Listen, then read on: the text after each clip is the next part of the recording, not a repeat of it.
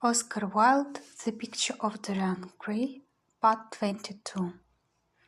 He would seek to dominate him, had already indeed half done so. He would make that wonderful spirit his own. There was something fascinating in his son of love and death. Suddenly he stopped and glanced up at the houses. He found that he had passed his aunt's some distance and, smiling to himself, turned back.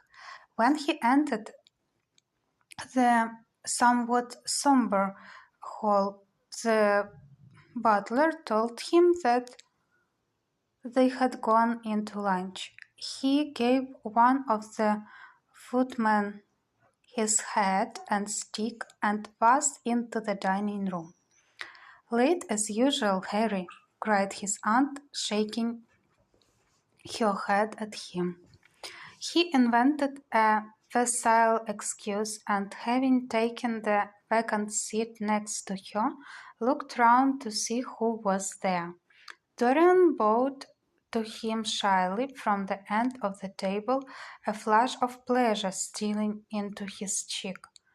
Opposite was the Duchess of Harley, a lady of admirable good nature and good temper, much liked by everyone who knew her, and of those ample architectural proportions that in women who are not duchesses are described by contemporary historians as stoutness.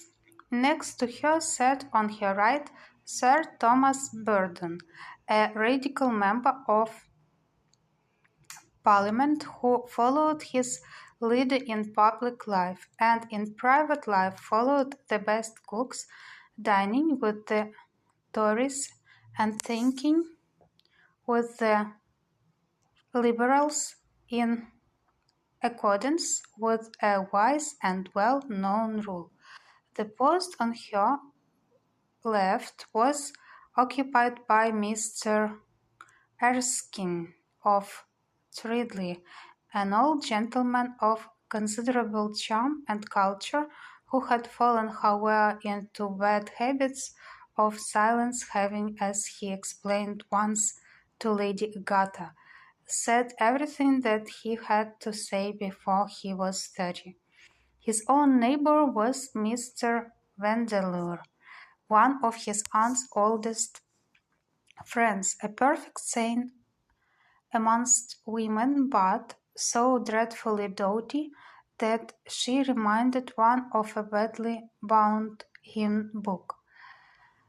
Fortunately for him, she had on the other side Lord Fordale, a modest, intelligent, middle-aged mediocrity, as bold as a ministerial statesman in the House of Commons, with whom she was conversing in that intensely earnest manner which is the one unpardonable error, as he remarked once himself, that all really good people fall into and from which none of them ever quite escape. "We are talking about poor Dartmoor, Lord Henry," cried the Duchess, nodding pleasantly to him across the table. "Do you think he will really marry this fascinating young person? I believe she has made up her mind to propose to him, Duchess." "How dreadful!" exclaimed Lady Agatha. "Really, someone should interfere.